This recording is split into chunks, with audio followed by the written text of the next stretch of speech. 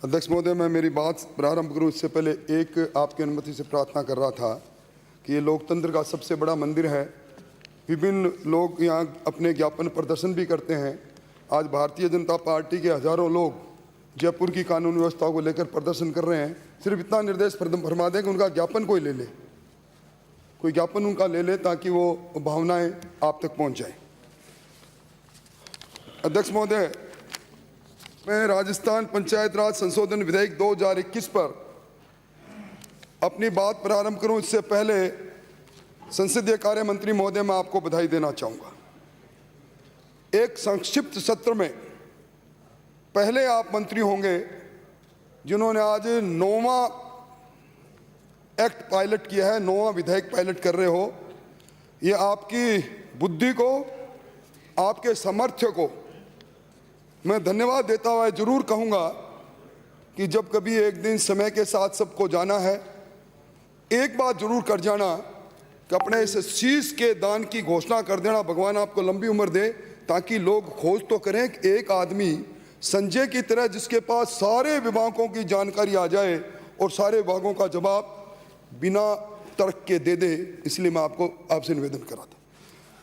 अध्यक्ष महोदय, मूल रूप से जो पंचायत राज अधिनियम 1994 की धारा 79 है, उसकी उपधारा 2 के खंड 1 और जो धारा 79 के खंड 2 के खंड 2 में सरकार संशोधन लेकर आई। अध्यक्ष जी, आप साक्षी रहे हैं 73वें संविधान के संशोधन को। उस संशोधन की मंशा के अनुसार तत्कालीन मुख्यमंत्री भैरव सिंह जी शेखावत ने सदन के अंदर राजस्थान पंचायत राज अधिनियम 1994 में बनाया था। और मैं निवेदन ये कर रहा था कि उसके अंदर वो सारे संविधान के संशोधन की मंशा के अनुसार जो सारे जो प्रोविजन थे वो पंचायत राज अधिनियम 1994 में इनकॉर्पोरेटेड किए गए थे। आप मंत्री जी, ये जो 89(2)(1) के अंदर संशोधन लेकर आए हैं, ग्राम सेवक का नामांकन ग्राम विकास अधिकारी के लिए, 89(2) खंड 2 के अंदर ग्राम सेविका का पद का विलोपन करने का प्रस्ताव लेकर आए हैं। आप जो 89(2)(1) के अंदर जो संशोधन लेकर आए हैं ग्राम सेवक को ग्राम विकास अधिकारी के लिए, ये रिट्रोस्पेक्टिव इफेक्ट से लेकर आए। इसमें कोई आप नई बात नहीं कर रहे।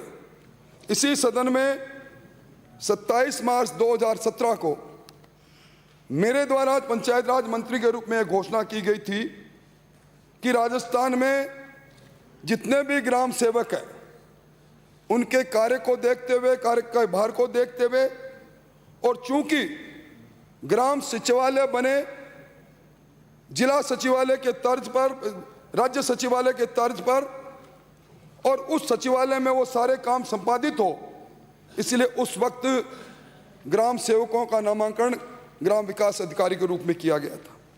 और उसके बाद उसके 5 अप्रैल 2018 को आदेश भी जारी कर दिए गए थे, परंतु चुनावी साल था, फिर सत्र कोई आया नहीं, हम अमेंडमेंट का बिल ला नहीं पाए।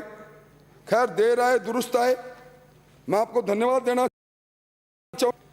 परंतु ये सरकार हर काम दबाव में क्यों करती है?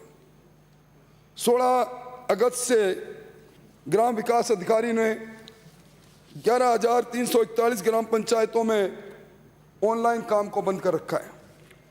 1 अक्टूबर से अनिश्चितकालीन हड़ताल पर जा रहे हैं। आप उनको राजी करने के लिए मजबूरी में यह संशोधन रिट्रोस्पेक्टिव इफेक्ट से लाए हैं। अध्यक्ष महोदय, आज राजस्थान के अंदर 11,340 ग्राम पंचायतें हैं और इन पंचायतों में 4,200 ग्राम विकास अधिकारी मात्र कार्यरत हैं। आप प्रस्ताव तो ले आए और आपको मालूम है ग्राम विकास अधिकारी उस ग्राम पंचायत में जन्म मृत्यु पंजीयन अधिकारी भी है, उसमें विवाह पंजीयन अधिकारी भी है, उसमें श्रम पंजीयन अधिकारी भी है। और अध्यक्ष महोदय, केंद्र की और राज्य की 120 अलग अलग योजना ग्राम विकास अधिकारी उस ग्राम पंचायत में संचालित करता है। तो मैं आपसे निवेदन करना चाहता हूं कि ये जो संशोधन लेकर आए हैं, इसके साथ मंत्री महोदय कम से कम इस पर भी विचार करते। मैं आपका ध्यान मंत्री महोदय, इसी सदन में जब पहला बजट प्रस्तुत किया गया था जुलाई 2019, बजट पैरा 134, उसके अंदर एक लंबी चौड़ी सूची बनाकर आपने 75,000 अलग अलग संवर्ग के कर्मचारियों और अधिकारियों की भर्ती करने की घोषणा की थी। और उसी के अंदर जो तालिका आपने दी थी, उस तालिका में 15 में आपने ग्राम विकास संस्थान के 5,160 पदों को भर्ती करने की बात कही। उन्हीं में 2400 ग्राम विकास अधिकारी थे। आपने एक भर्ती नहीं किया।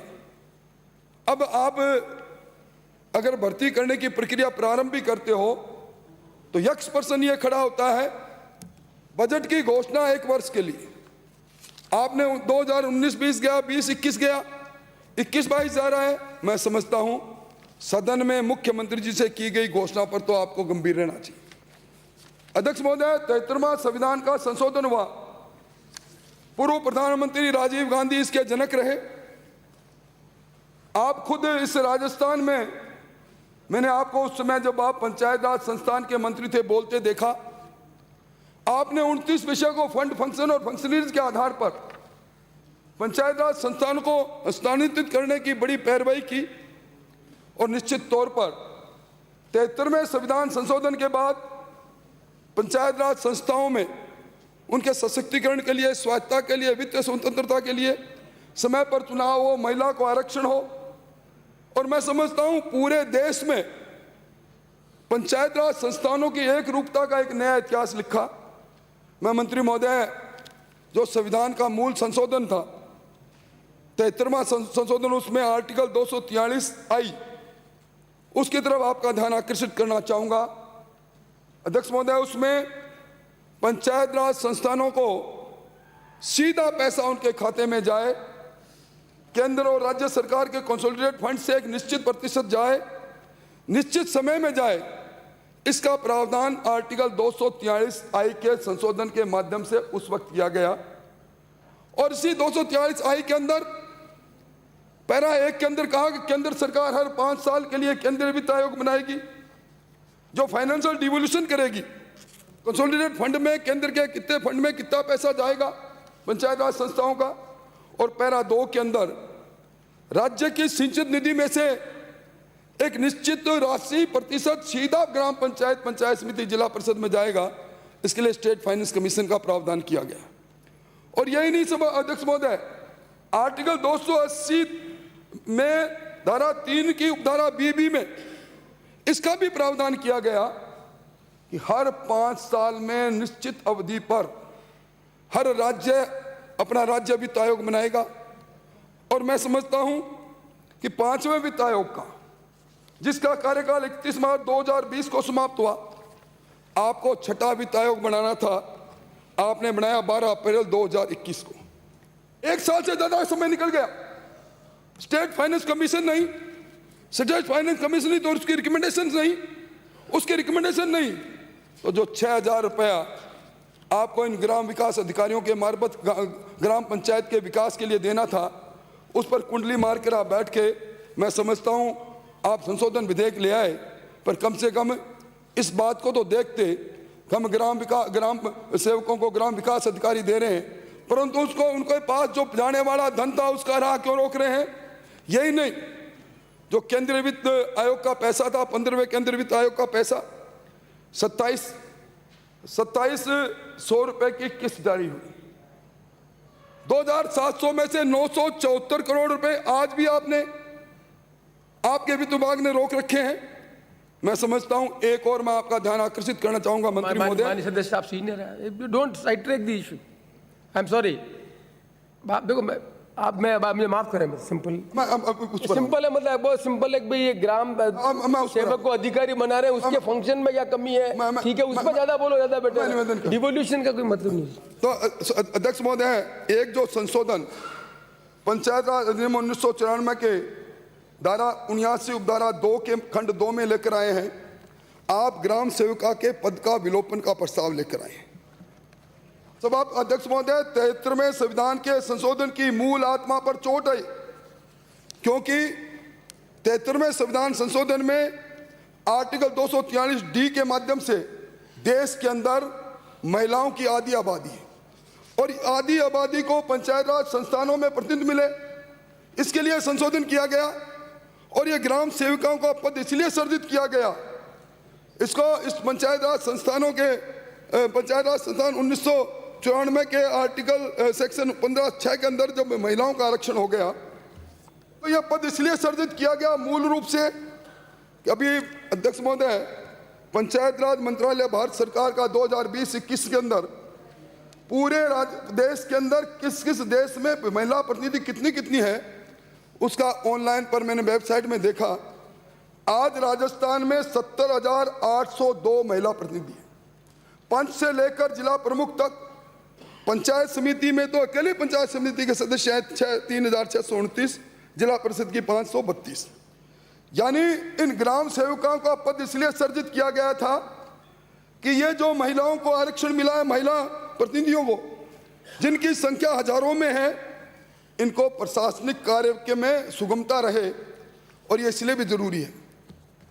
मंत्री महोदय, आपने पंचायत राज अधिनियम 1994 के सेक्शन 3 की ओर ध्यान आकर्षित करना चाहूंगा, जिसके अंदर वार्ड सभा की बैठक का उल्लेख किया गया है और इसी तरह पंचायत राज अधिनियम 1994 की धारा 8 में ग्राम सभा की बैठक का प्रावधान किया गया।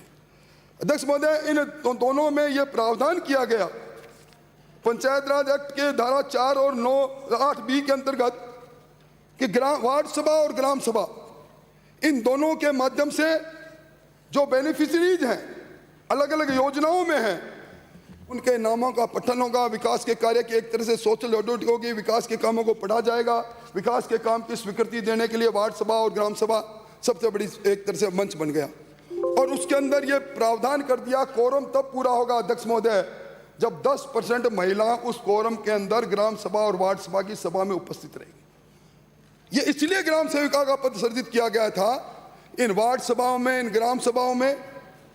अध्यक्ष महोदय, आपसे ज्यादा बेहतर कौन जानता है आज जिस प्रकार का परिप्रेक्ष्य गांव में है, हमारी महिला, हमारी बहनें गांव से निकलती नहीं, इनका मार्ग प्रशस्त कौन करेगा वार्ड सभा में जाने के लिए, जो आपने एक्ट के अंदर जिसमें 10% की उपस्थिति अनिवार्य कर दी वार्ड सभा में, ग्राम सभा में। इसलिए इन ग्राम सेविकाओं का एक बहुत बड़ी महत्व इन लोगों की आवश्यकता समझते हुए पद इसका सर्जित किया गया था।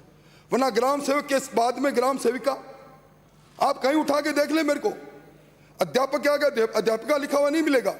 पर चूंकि संविधान के संशोधन के माध्यम से महिलाओं के सशक्तिकरण के लिए जब इन पदों पर प्रमुख से लेकर पंच तक महिला पहुंच गई, जिनकी संख्या राजस्थान में 70,000 से ज्यादा हो गई, इसलिए उस समय तत्कालीन मुख्यमंत्री भैरव सिंह जी शेखावत ने इस पंचायत राज अधिनियम के सेक्शन 15(3) के अंतर्गत इस प्रकार का प्रावधान किया और जिसको आपने 89 के अंदर जो संशोधन लेकर आए हैं, 89 के उपधारा खंड 2 के खंड 2 में आप जिसको विलोपित करना चाहते हैं, मैं समझता हूं इसके बारे में आपको विचार करना चाहिए। आपका इरादा क्या है मुझे कुछ कहना नहीं, पर मैं ये जरूर कहूंगा मंत्री महोदय कि इस राजस्थान के जगाधरी नागौर से पूरे देश के अंदर पंचायत राज संस्थानों का शुभारंभ हुआ था। इसको मिठिया मेट करने का काम भी आप कर रहे हो। कभी सुना आपने 1.5 साल तक चुनाव चल रहे हैं, कभी सुना आपने बिना किसी के प्रशासक लगा दिए। आप सीनियर प्लीज, मैं don't divert the debate please. Thank you. Divert कहां करूं, ना डाइवर्ट, मैं स्कोप में हूं ना, इलेक्शन का कोई संबंध नहीं है इससे। सभापति आप खुद यू डोंट सेट रॉन्ग पे प्रेसिडेंट, आप सबसे सीनियर आदमी हैं, सबसे तैयारी करके आते हैं। एक सिंपल अमेंडमेंट है कि ग्राम सेवक को जगह ये कहा जाए, आपने अच्छा डिफाइन कर दिया, अब कहाँ इलेक्शन को मान ले जा रहे हैं। सभापति महोदय, मैं आपकी मंशा समझता हूं, पर मूल रूप से स्वर्गीय राजीव गांधी महिला सशक्तिकरण को लेकर पंचायत राज संस्थानों में उनकी भागीदारिता रहे, इस बात को लेकर महिला जो ग्राम सेविका का जो मूल रूप से कॉन्स्टिट्यूशन में प्रोविजन उन्होंने किया उस वक्त संशोधन के माध्यम से, जिसको अंगीकार किया राजस्थान की विधानसभा में भैरव सिंह जी शेखावत के तत्वाधान में जो एक्ट पास हुआ, उसको आप विलोपित करने का प्रस्ताव आपका एक तरह से उस 73वें संविधान संशोधन और राजीव गांधी के सपनों को चकनाचूर करने का है। आपकी शिकायत पहुंचेगी। मैं आपका मित्र हूं, मुझे आपसे सहानुभूति है, क्योंकि मैं आपको इस आधुनिक समय का संजय मानता हूं जो दूरदृष्टि से सब देख लेते हैं। बहुत बहुत धन्यवाद। बिहारी लाल। माननीय